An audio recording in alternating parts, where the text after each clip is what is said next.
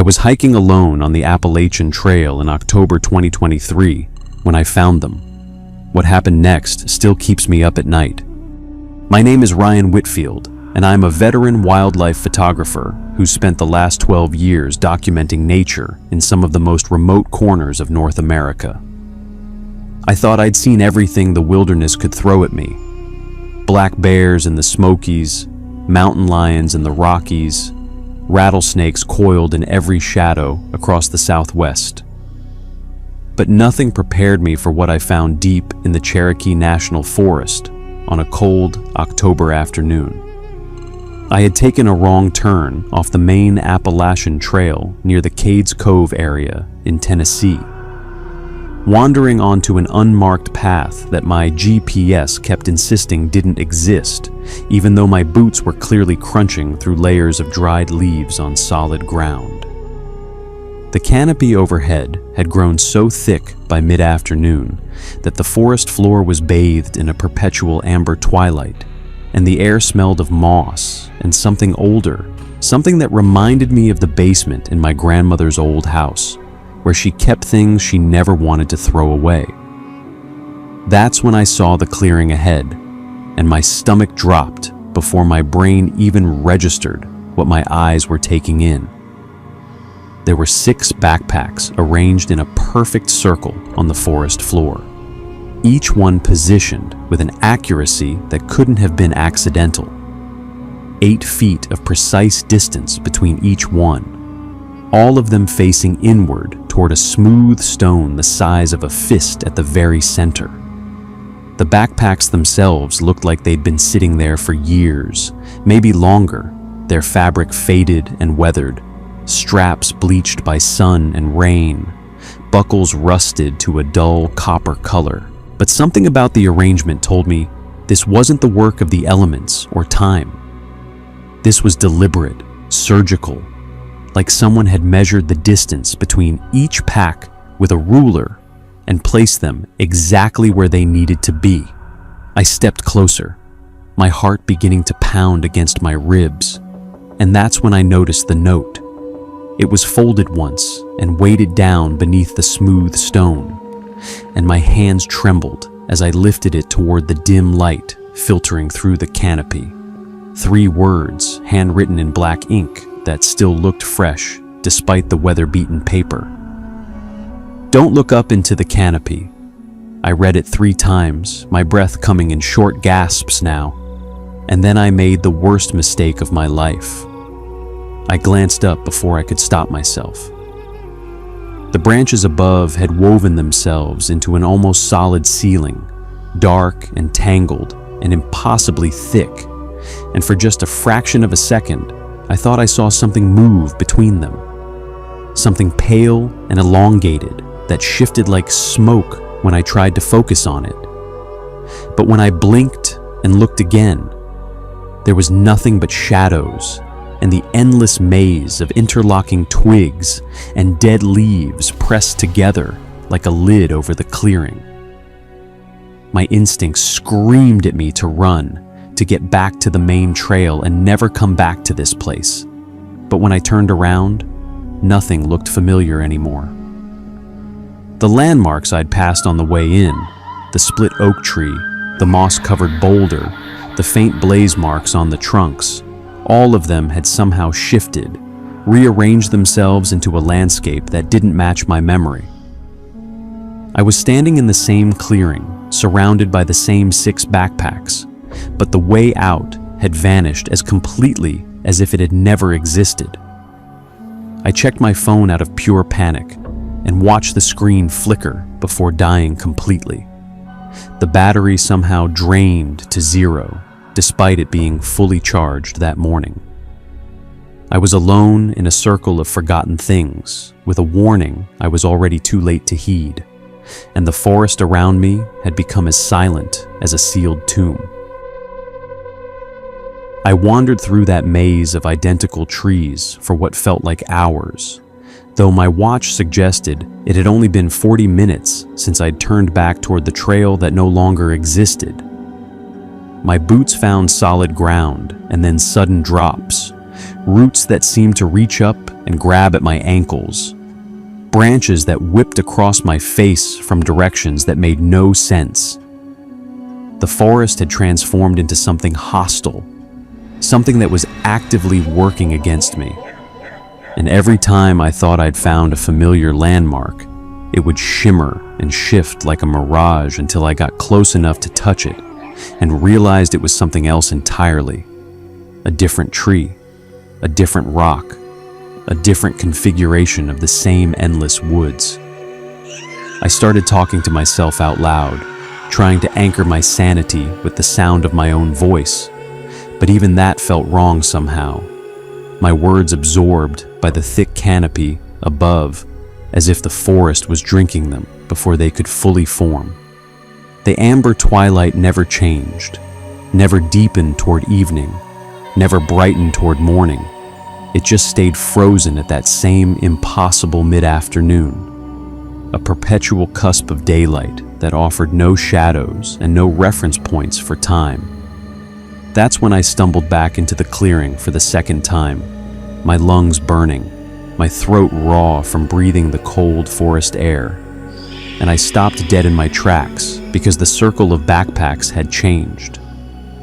I could have sworn I'd been walking in a straight line away from this place, could have sworn I'd covered miles of terrain, but there it was again, that same perfect arrangement of 6 weathered packs, that same smooth stone at the center, that same unnatural geometry that made my skin crawl. My legs gave out, and I fell to my knees at the edge of the clearing, gasping for air. And that's when I noticed something that turned my blood to ice water. One of the backpacks, the faded red one with the broken buckle on the north side of the circle, had a yellow sticky note tucked into its front pocket that definitely hadn't been there before. I crawled toward it on my hands and knees, my body moving before my brain could object, and pulled the note free with fingers that had gone numb with cold and fear. The handwriting was different from the first note, sloppier, more urgent, and it read, "You looked. Now they're aware." I read it over and over until the words blurred, my mind racing through explanations. Maybe another hiker had come through. Maybe this was some elaborate hoax. But the clearing was utterly silent. No footsteps, no voices, no evidence that anyone else existed within 100 miles of this place. A sound reached my ears then, faint and distant at first, growing louder with each passing second, until I realized it was coming from the canopy directly above me.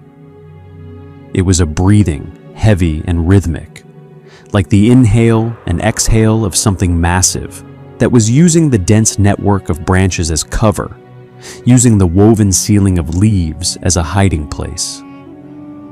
I pressed my palms against my ears, but the sound didn't fade.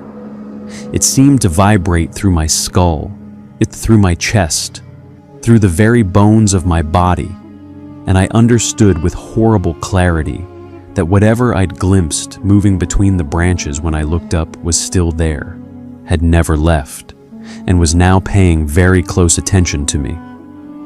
I grabbed the red backpack and tore it open, desperate for anything that might help.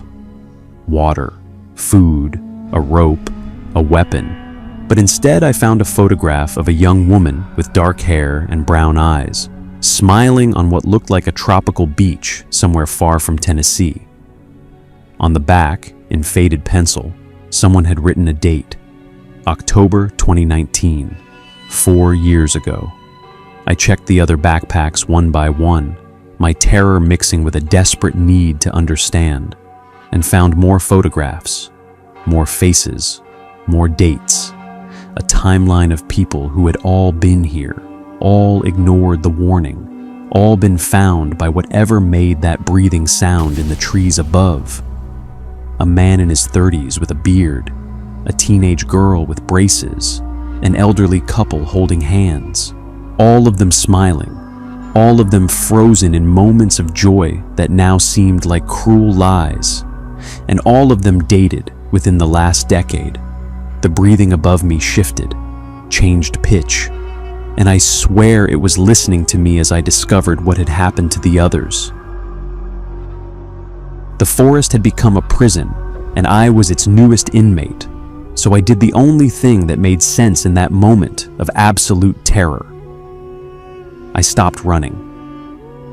I sat down in the center of the circle, right next to the smooth stone that had first held the warning note, and forced myself to breathe in slow, measured gulps while I tried to assemble the scattered pieces of my rational mind into something resembling coherent thought. The photographs in the backpacks were real. The dates were real. The faces were real people who had once stood exactly where I was sitting, and they had all ignored the same warning that I had ignored because curiosity is a poison the human brain cannot resist, no matter how loudly survival instinct screams against it. The breathing above me continued its horrible rhythm, patient and unhurried, and I realized with a sickening certainty that whatever was up there had all the time in the world to wait for me because I was not going anywhere, not through the forest, not out of this clearing, not away from whatever ancient trap this place had become. The sun had vanished completely now, or maybe it had never truly been there at all, because the canopy above cast the entire clearing into a darkness that felt less like night and more like the inside of a closed fist. And that's when I saw the third note. It appeared tied to the handle of the blue backpack with a piece of kitchen string that looked freshly cut, and I had to crawl across the frozen ground on my hands and knees to reach it because my legs had stopped working properly sometime between the second realization and the third. The note was folded into a tiny square, and when I unfolded it with shaking fingers, the handwriting had changed again. This time it was elegant, almost calligraphic, the kind of penmanship you'd see in old journals or wedding invitations. It read, "You're the seventh. The circle is complete." 7?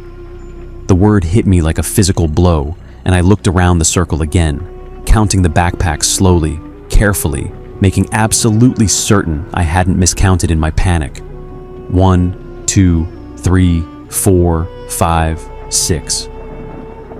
There were only 6, just like before, just like there had always been.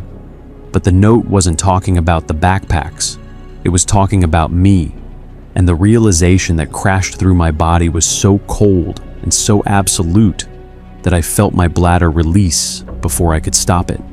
I am Ryan Whitfield, trail name 7, because my friends back in Knoxville have always joked that I'm the unluckiest person they know, and I had mentioned that nickname to the ranger at the Cades Cove station just this morning when I'd checked in before starting my hike. They had smiled at me, written something in their logbook, and told me to enjoy my walk. They had known I was coming here. They had known I would find this place.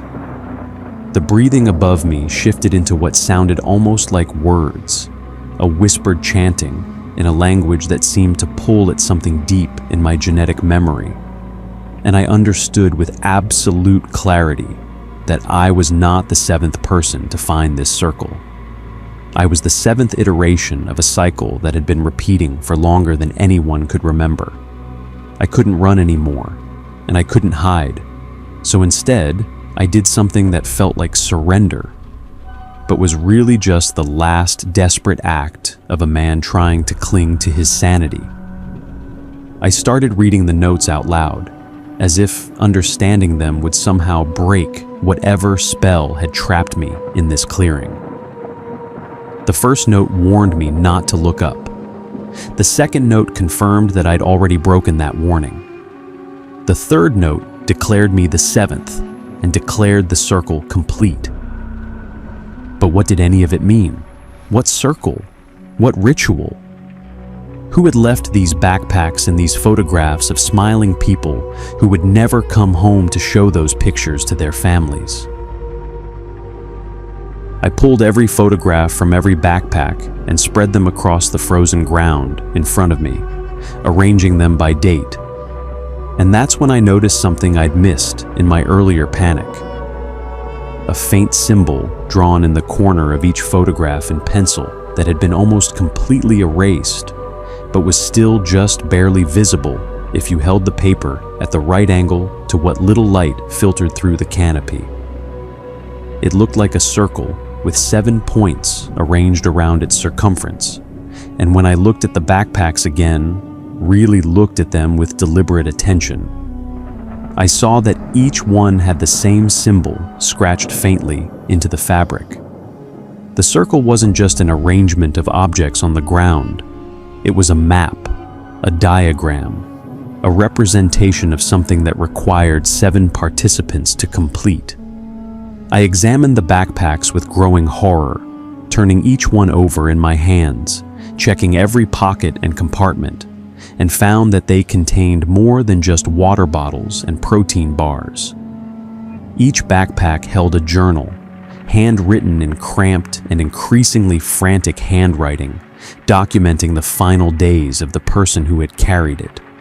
The first journal I opened belonged to a woman named Sarah Chen, and her entries started with excitement about a new hiking trail she'd discovered, shifted to confusion as she realized she couldn't find her way out, descended into fear as she heard the breathing in the canopy, and ended with a single line that stopped my heart. I understand now. I've always been here. I've always been coming back. The other journals told similar stories with different names and different dates, but they all ended in the same place, literally and figuratively, standing in this clearing at the center of this circle with this canopy overhead. I understood then that the backpacks weren't evidence of people who'd run away in panic. They were offerings, carefully arranged by something patient and ancient that had been collecting iterations of this moment for longer than the trail maps had existed, longer than the national forest had been established, maybe longer than the Cherokee had called these mountains home. The chanting above me grew louder, more urgent, and it was no longer just one voice. It was many, overlapping, a chorus of whispers that seemed to come from everywhere at once and nowhere at all. And I realized with absolute certainty that the things in the canopy weren't trying to scare me into running. They were communicating, and I was the final piece of a puzzle that had been waiting for someone named Seven since before I was born. The chanting stopped as suddenly as it had begun, and the silence that followed was somehow worse. A heavy, expectant quiet that pressed against my eardrums like a physical force, like the moment of held breath before a thunderclap, like the stillness before the world cracks open. I sat frozen in the center of that horrible circle, surrounded by the journals and photographs of people who had been exactly where I was sitting, and I felt the presence of something vast and ancient gathering itself just beyond the edge of my vision. The forest had stopped pretending to be a forest. It had become a stage, a ritual space, a waiting room for something that had been watching iterations of this moment cycle through for longer than human memory could account for.